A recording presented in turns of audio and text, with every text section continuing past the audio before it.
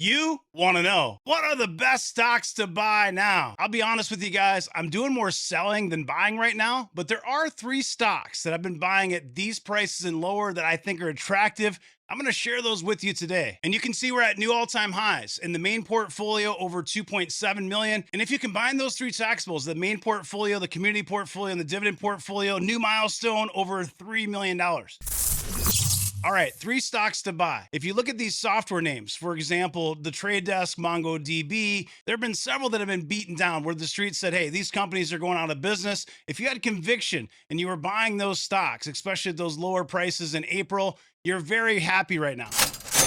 So with earnings, we've seen names like Zscaler and Guidewire, MongoDB, and several other names pop aggressively. There's one more software SaaS name that I own that I've been buying that has not reported earnings yet, and that could be a catalyst. And that stock, ladies and gentlemen, is Gitlab. Now, Gitlab Duo is an AI-powered assistant integrated into the Gitlab DevSecOps platform. It's designed to streamline software development for teams. Think of it as a virtual teammate that uses artificial intelligence to help write, understand, and improve code. It offers features like real-time code suggestions in languages like Python or Java, explains complex code in plain language, and suggests ways to optimize or refactor code to make it cleaner and more efficient. It can also generate test cases to catch bugs, identify security vulnerabilities, for example, weak spots in code that hackers could exploit. In addition, it summarizes long project discussions, it automates descriptions for tasks, and it helps troubleshoot issues. Built with privacy in mind, it keeps your code secure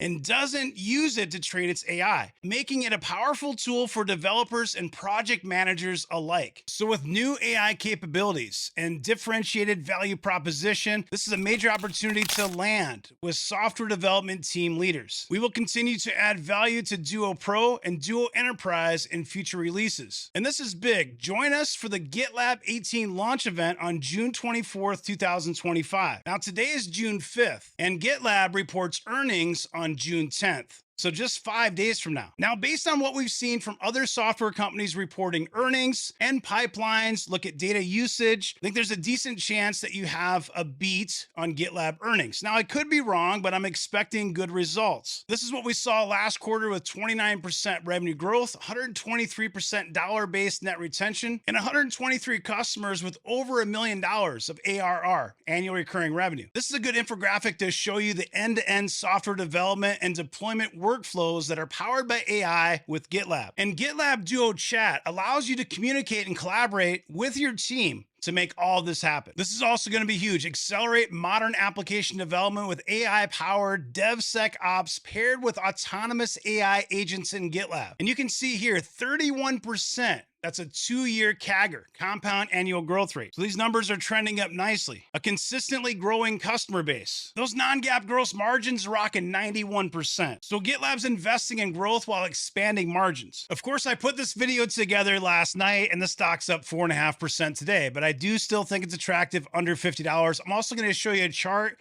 and show you where I think the stock might be headed next. Keep in mind those two potential catalysts. On the 24th of June, you've got the launch event, and then in 5 days, you've got earnings. And earnings can make a stock like this pop or drop, 10, 15, 20%. So keep that in mind. Right now, we've got 5.39% short interest. This is a $7.7 billion market cap. Now, this is not a profitable company yet, but it does have those high gross profit margins because it is software, has that recurring revenue. The growth is solid, A+ on Seeking Alpha, you got 25.68% forward revenue growth. Again, it's not profitable, so there's no PE ratio. We're going to look at some of those SaaS metrics. GitLab's EV to NTM revenue is going to be a 7.2x. Now, just for perspective, Palantir is a 78.7x. Cloudflare, 26.2x. CrowdStrike, about a 24x. AppLovin, 23.8x. And Axon, around 21x. So I do believe that 7.2x is attractive, and I think that this stock should be closer to a 10x. So we're about 30% undervalued and really closer to 40%. Rule of 40 scores about a 41%, which is good. Of course, you want that over 40.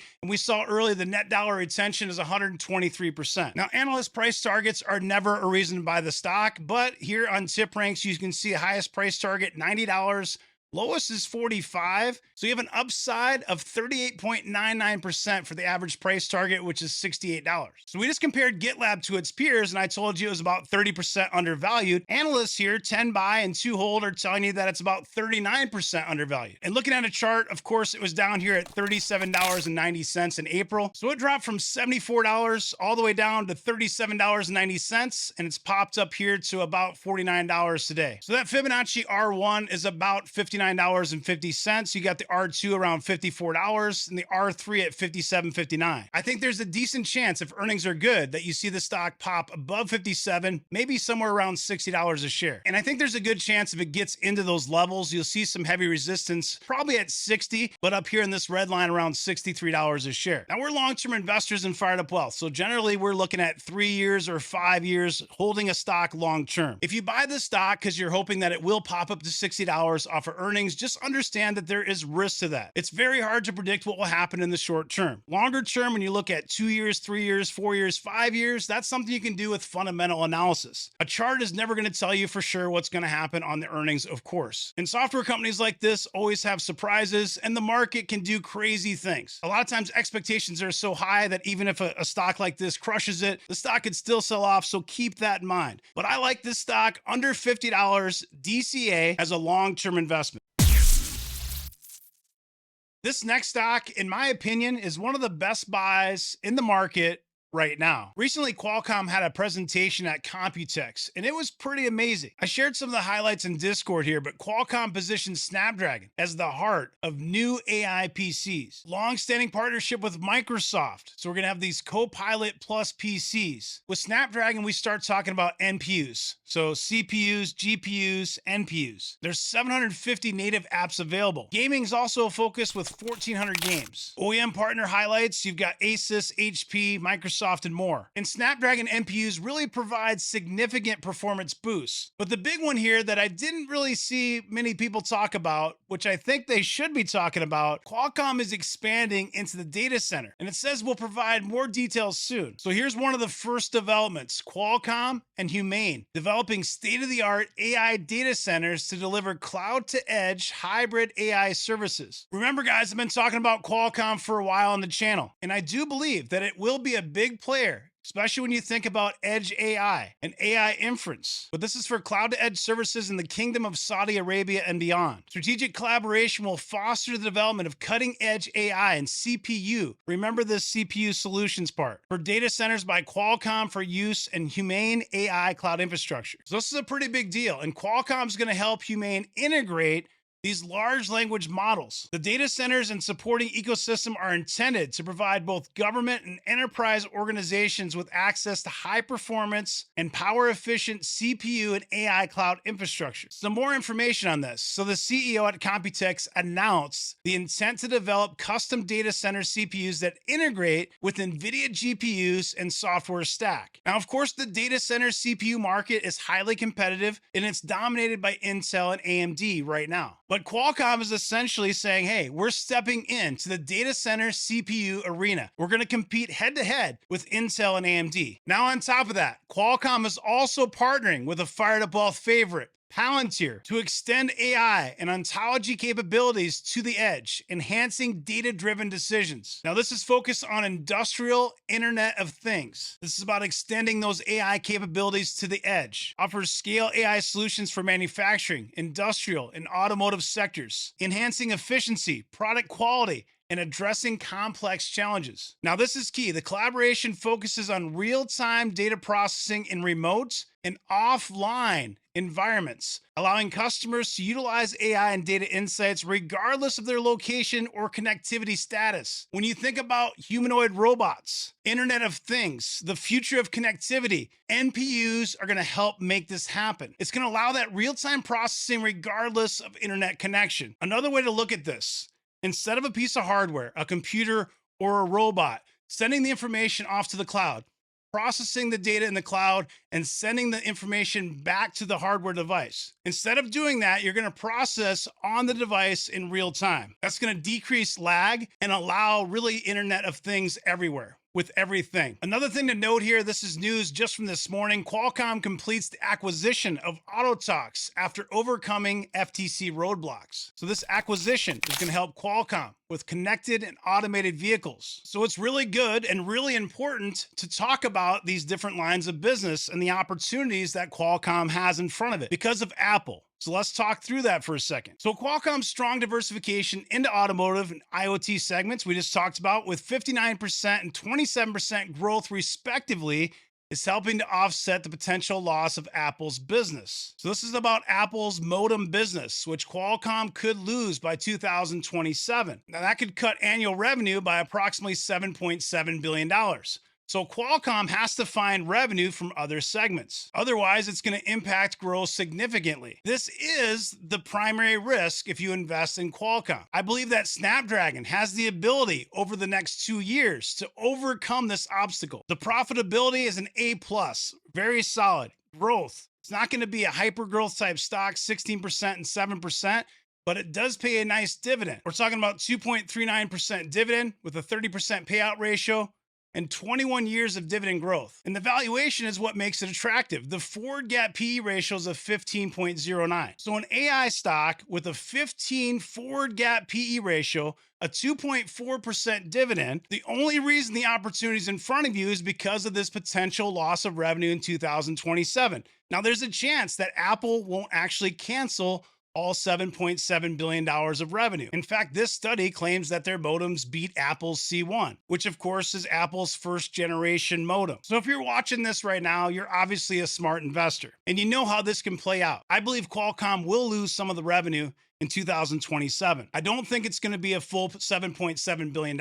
And I think whatever revenue is lost will be regained by another business segment, such as Snapdragon or data center CPUs. If you don't believe that's going to happen, of course, it's not an investment for you. Again, analyst price targets are not a reason to buy a stock, but the highest price target here is 245. The low is 140. So you have 8 buy, 8 hold, 1 sell. The average here is $177.75, about a 20% upside. Now looking at the chart, the stock was up at $230. I said I wouldn't touch it over 175. I started buying it really around this $150 and less level DCA. It got down to $120.80 in April lows. Popped from $120 up to $156, pulled back a little bit. Right now we're sitting just below $150 at $148.60. As you can see on your screen, recent earnings were quite solid. So if you're looking for a solid dividend stock with potential in AI, I believe Qualcomm is a buy, $150 or less DCA.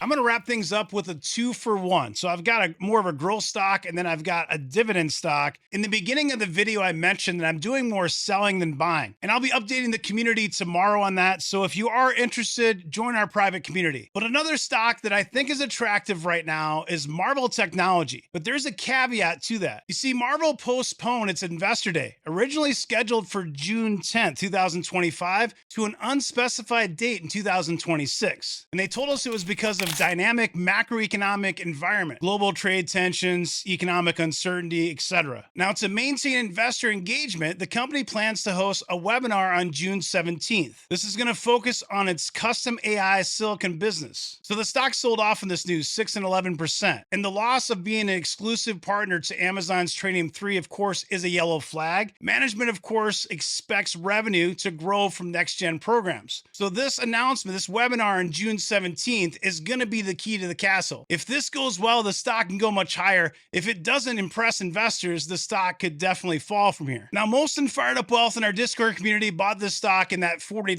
level. And a lot of us were trimming when it was closer to 125. Of course, this was way overheated here. Fell from 127 to $47. Of course, I like it better below 50. Right now, it's at 65. Just a couple days ago, it was at 60. The R3 on this is $74.33. If that webinar goes well, you can definitely see it up here, 75, maybe even higher, maybe as high as $85 a share. Now, I believe if you're an investor, there's not much to worry about here. You can simply dollar cost average. If it sells off, you buy more. If you're trading, well, you're taking a gamble on how that webinar is going to go. One stock that I recently added in the dividend portfolio pays a 5.16% dividend, 33% payout, 17 years of dividend growth. This is BMY, Bristol Myers Squibb. This is going to be more of a DGI or even an income stock with that 5% yield. You can see it got down to 44. It's only at 48 right now. I like this stock in this level, this $45 level especially. Is it a hyper growth stock? Absolutely not. But I wanted to throw that in there as a bonus. If you're new here, subscribe, drop me a like, drop me a comment. Thanks for watching. Have a great rest of your day. Take care.